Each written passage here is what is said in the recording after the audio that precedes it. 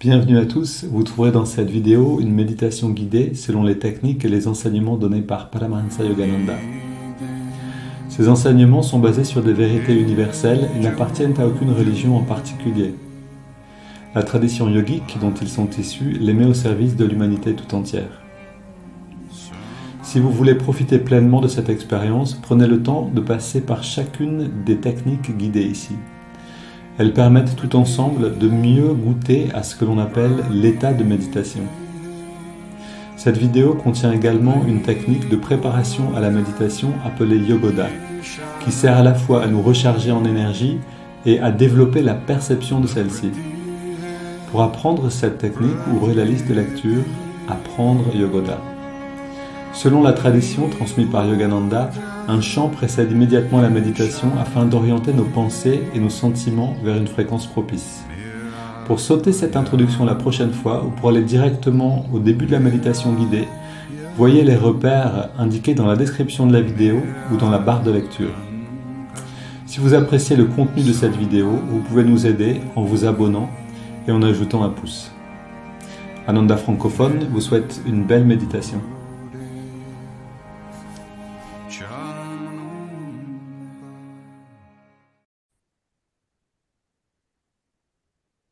Lecture oui, une aventure, une histoire de Yogananda. Donc, ces histoires sont rapportées par son disciple Swami Kriyananda. Et on va voir que dans ces histoires, il y a toujours beaucoup d'enseignements. Alors, donc Yogananda ici est en Amérique. Il est déjà dans son ashram. Euh, Non, oui, c'est ça. Mais là, il est encore en train de voyager beaucoup. Donc, au début, dans les premières années en Amérique, il a beaucoup voyagé à travers le pays et donnait des conférences. Il était très apprécié. Donc, comme conférencier, les gens allaient le voir de loin. C'est souvent les grands halls dans lesquels il donnait des conférences étaient trop pleins, en fait. Il devait recommencer ou en faire plusieurs dans la même soirée pour que tout le monde puisse le voir. Et donc, le voilà à New York qui donne une conférence. Mais je commence avec le texte, l'introduction. C'est Yogananda qui parle. Les gens ont une idée très déformée de ce qu'est réellement le chemin spirituel, c'est Yogananda. Les visions et les phénomènes ne sont pas importants. Ce qui compte, c'est de se donner entièrement à Dieu. On doit être absorbé dans son amour. Je me souviens d'un homme qui est venu me voir après une conférence à New York. Voilà, il raconte en fait.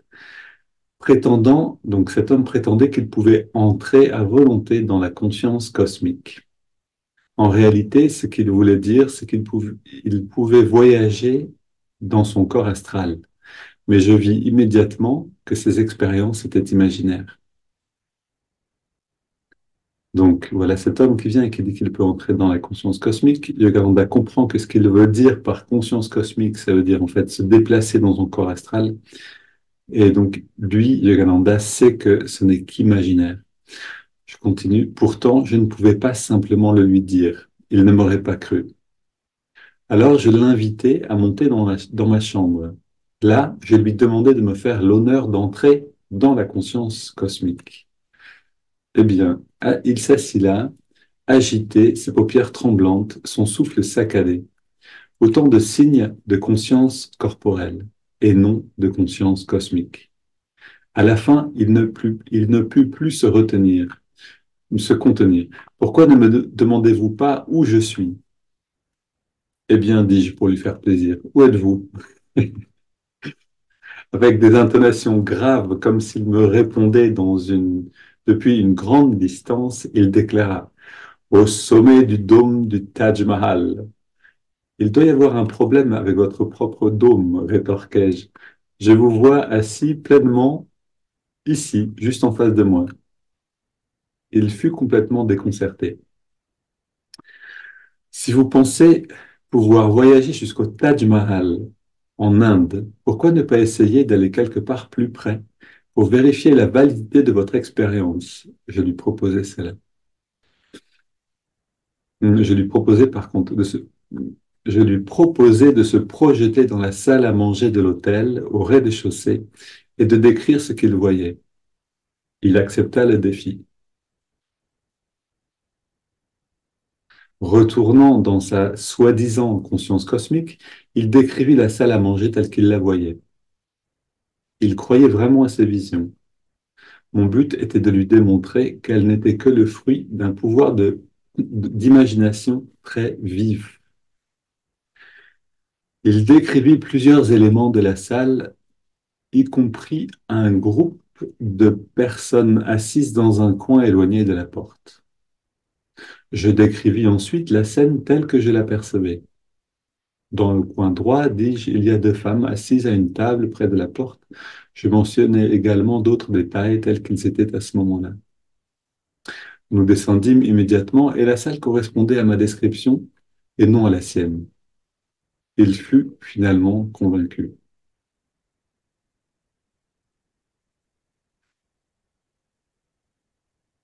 Alors, il y a en effet des choses qui sont intéressantes. Il y a toujours en fait des enseignements, si on va voir un peu plus dans le texte. Alors, une petite aventure que Yogananda avait beaucoup d'humour. En fait, il aimait bien rire et c'était une des qualités pour lesquelles les disciples aimaient être avec lui. C'était aussi pour cet humour qu'il avait. Il aimait bien voir l'absurde dans le monde et simplement rire ensemble de tout ça. Mais une chose qu'il commence par dire, c'est les personnes, les gens ont une idée très déformée de ce qu'est réellement le chemin spirituel. Et ça, c'est quelque chose qu'on peut voir. Si on regarde bien dans notre vie, on va voir que on peut avoir un penchant pour ce qu'il appelle les visions et les phénomènes, au lieu de rentrer dans l'expérience de qui nous sommes vraiment. On commence, et c'est vraiment ce qui se passe quand on commence à méditer, on commence à percevoir des choses avec un peu plus de subtilité. En fait, on commence à percevoir des choses qui ont toujours été là, mais qu'on ne pouvait pas voir avant, qu'on ne pouvait pas percevoir. Et donc, on va commencer à, à enrichir finalement notre perception, notre expérience, et cet enrichissement peut devenir captivant. Et c'est souvent ce qui peut se passer, c'est-à-dire qu'on va commencer à parler on va peut-être rechercher même le contact avec les êtres de l'astral, avec les défunts ou avec simplement des alliés, ce qu'on appelle des alliés dans le chamanisme aussi, qui sont des personnes qui sont dans l'astral ou des êtres qui peuvent nous aider, etc. Et en fait, là, on peut y voir aussi un danger, c'est-à-dire littéralement de ne plus aller vers le but, c'est-à-dire la porte de sortie de tout ça, mais de se perdre dans les différentes couches de la conscience. Le monde astral n'est qu'une couche de l'oignon, si on veut, de cette conscience. Et on a besoin d'aller jusqu'au centre, sans se laisser hypnotiser par d'autres aspects.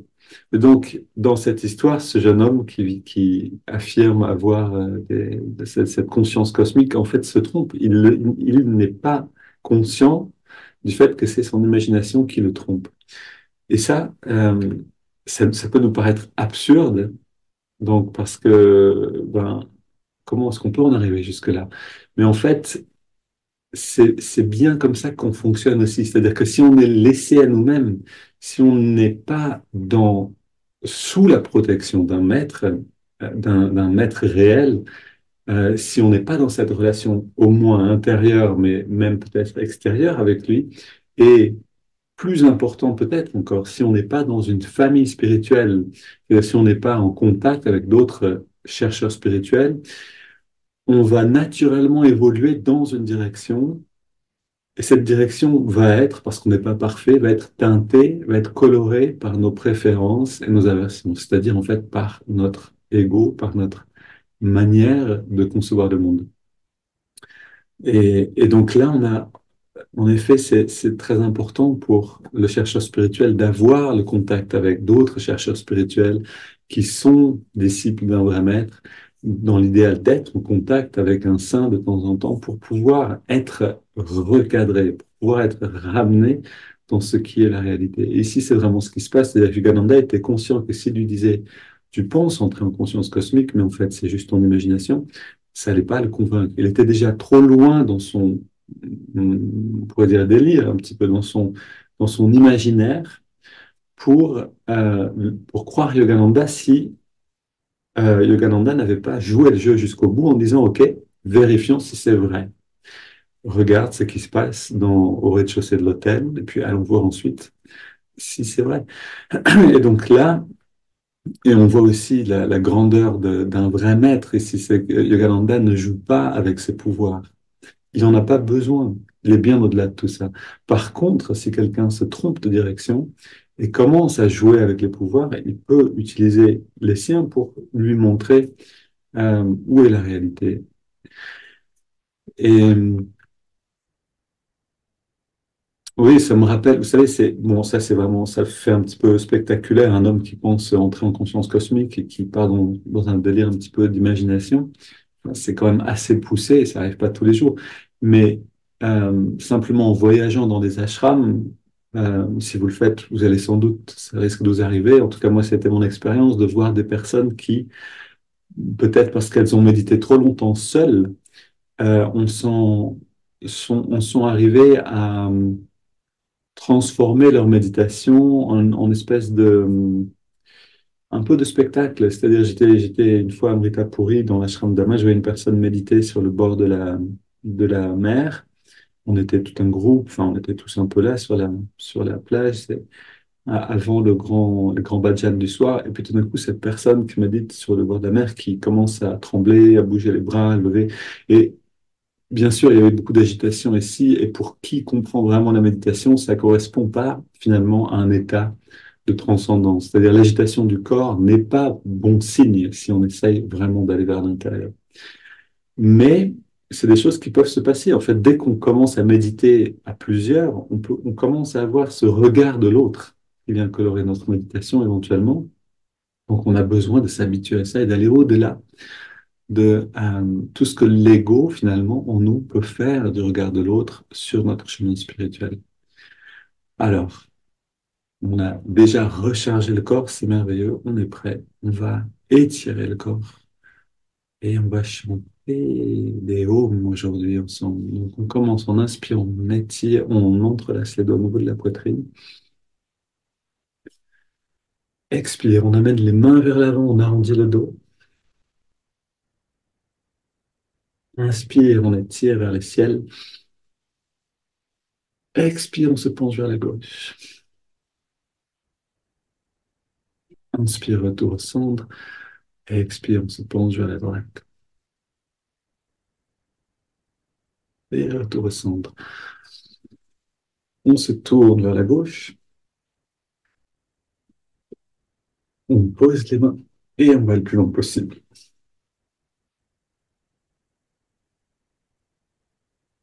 Inspire, retour au centre. Expire vers la droite.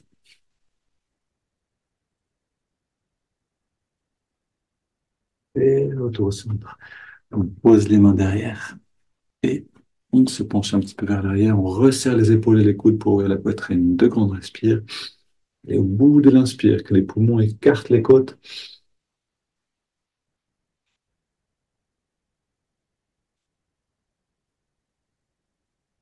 Et on revient au centre. On pose les mains sur les cuisses, paumes vers le ciel.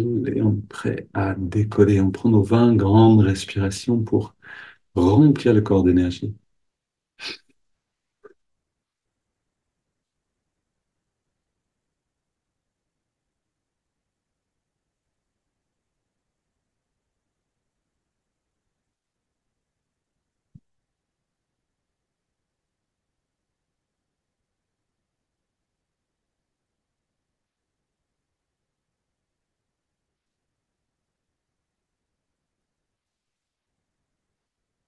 On augmente maintenant l'amplitude des respires au maximum pour les 10 dernières.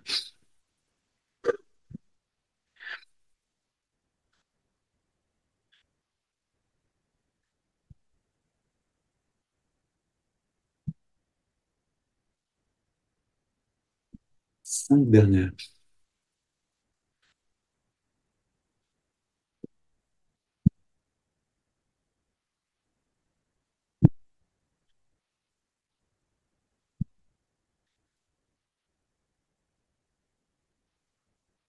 Et on inspire lentement, complètement, très lentement.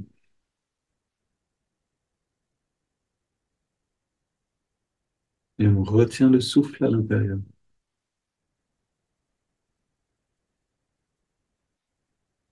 On détend bien tous les muscles, puis on expire sans faire d'effort. On arrête simplement de respirer et on reste très détendu.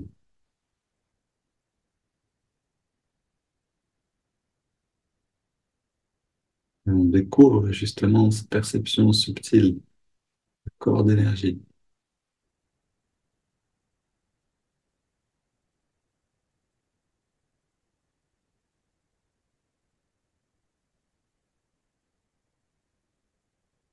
Et on inspire et on garde l'air dedans. On rentre le ventre, on contracte le périnée, on redresse le regard, on relâche et on expire.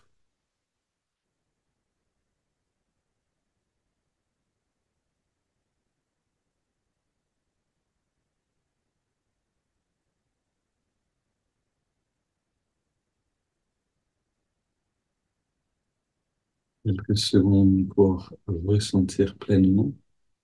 Donc là, on est vraiment en face de ces perceptions plus subtiles. Chaque jour, on apprend à regarder, à contempler le corps d'énergie et même ce qui est au-delà, la grande félicité derrière tout ça. Mais on ne s'attache pas à ces perceptions passagères. On les accueille sans les vouloir particulièrement. On s'habitue simplement à être un peu plus pleinement. Maintenant, une double inspire par les narines et on contracte tous les muscles. Une double expire, on relâche bien et on recommence.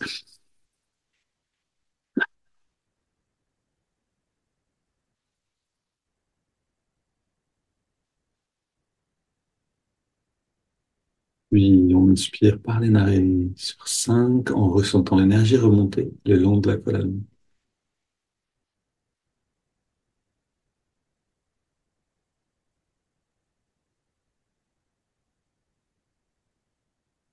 On garde l'air dedans et on amène, on conduit toute cette rivière d'énergie dans l'œil spirituel. Puis on expire.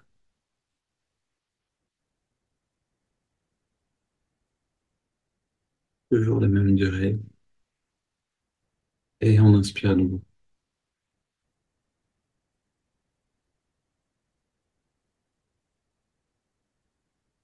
On garde l'air dedans.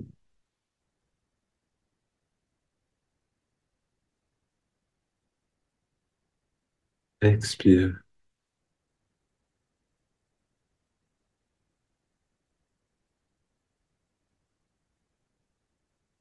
Inspire.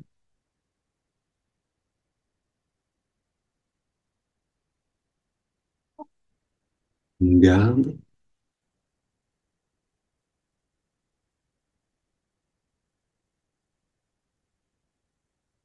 Expire. Et on ressent le changement de conscience petit à petit. Comment on sait qu'on change de conscience? Simplement parce que la perception devient différente. Inspire à nouveau.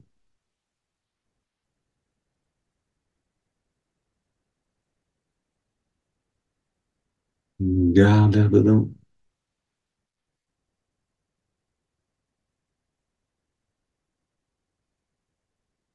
Expire.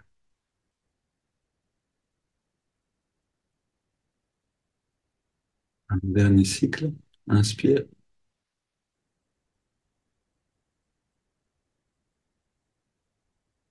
On garde.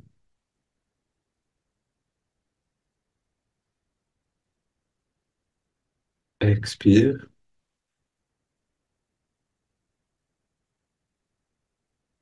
Puis on prend une profonde inspiration et on laisse le corps respirer de lui-même.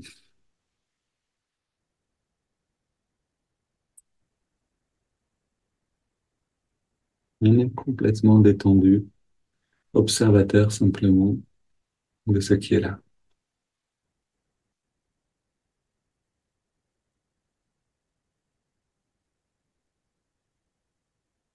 Devenir conscient du changement de perception, c'est quelque chose qui nous donne une grande liberté parce que la fraîcheur qu'on recherche avec des expériences différentes et qu'on est condamné en fait à rechercher par des expériences constamment différentes, cette fraîcheur-là, on peut l'obtenir en allant à l'intérieur, en voyageant avec la conscience plutôt qu'avec le corps, en allant chercher une expérience intérieure plutôt que toujours extérieure.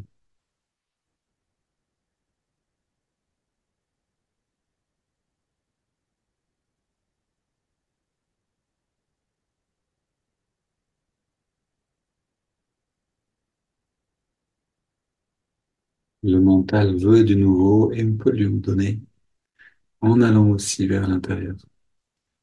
C'est cette grande liberté que nous donne la méditation. Et maintenant, aujourd'hui, on va chanter le son du Om en se bouchant les oreilles avec les pouces et en gardant la main entre pardon, la tête entre les mains. Donc l'idée, c'est de laisser résonner le son du Om sur le O et le M, bien sûr, aussi longtemps, pour petit à petit réveiller la perception des sons intérieurs, des sons subtils. Et cette perception nous amène dans un bien-être différent. Donc c'est parti, une dizaine de Om en bouchant les oreilles.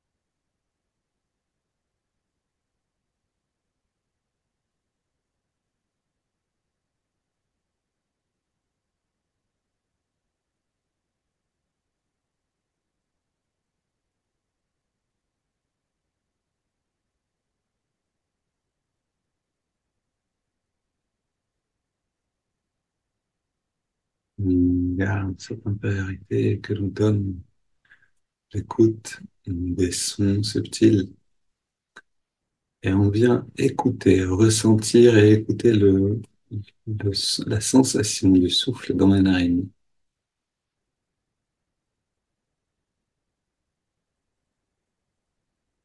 On sent la fraîcheur de l'inspire et la tiédeur de l'expire, là où on sent l'air le mieux dans les narines.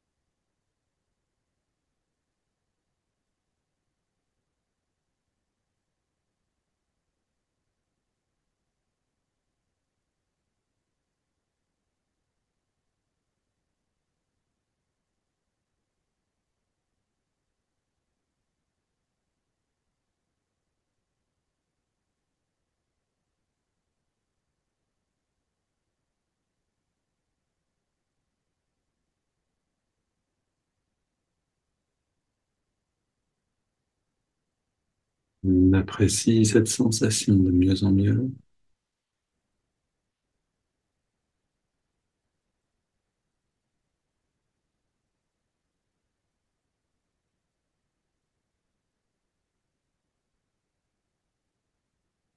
On ajoute le mouvement de l'index de la main droite.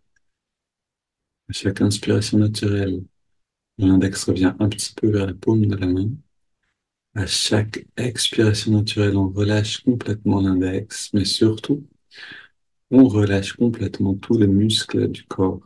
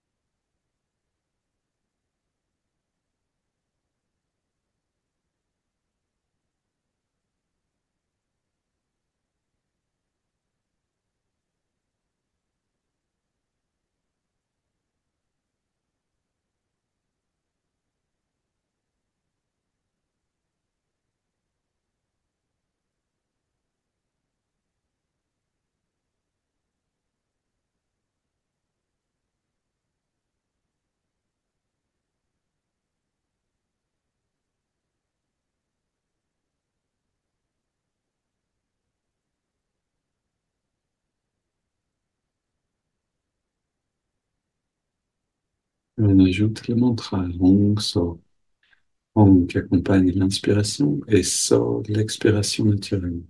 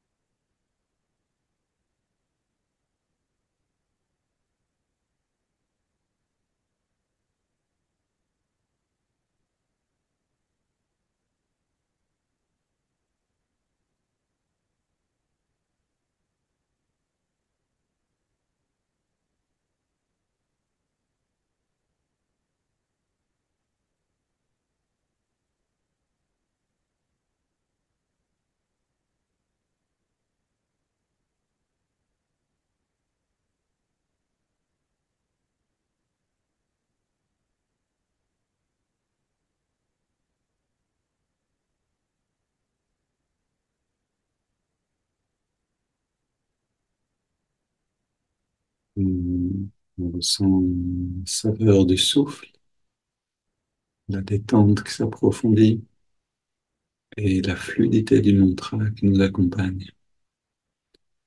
Et apprenons à être pleinement présents 2, 3 minutes en silence, à avancer à travers cette technique.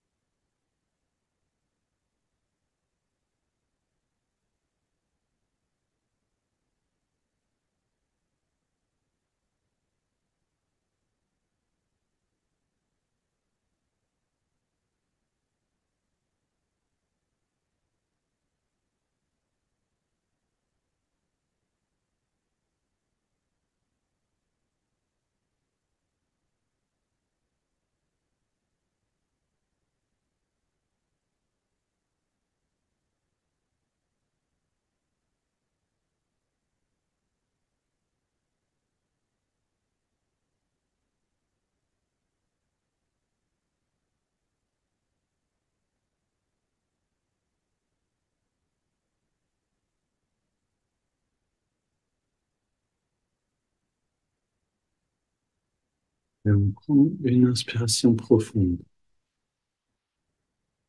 On expire en 3 fois et on abandonne le souffle quelques instants.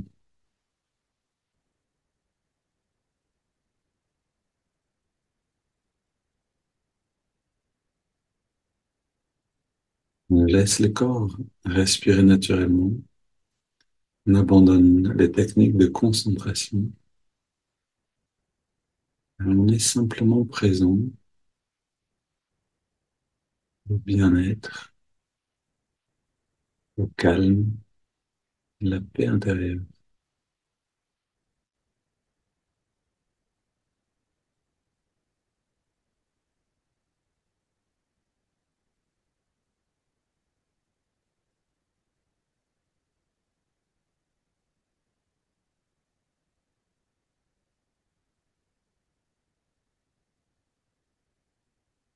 On reçoit cette qualité comme on recevrait une lumière qui rayonnerait depuis l'œil spirituel à l'intérieur et vers l'extérieur.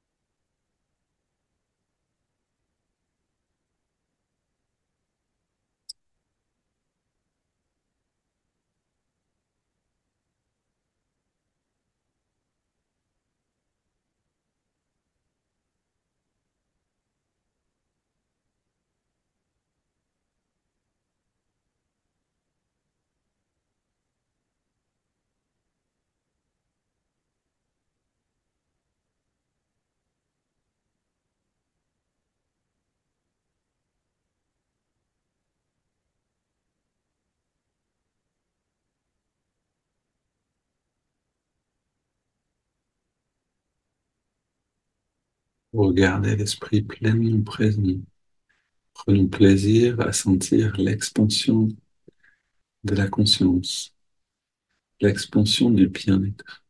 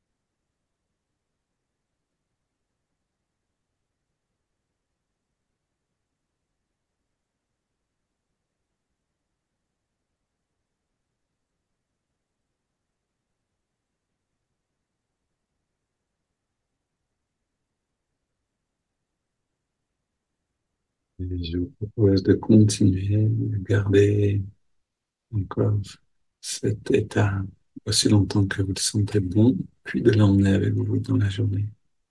Belle journée à tous.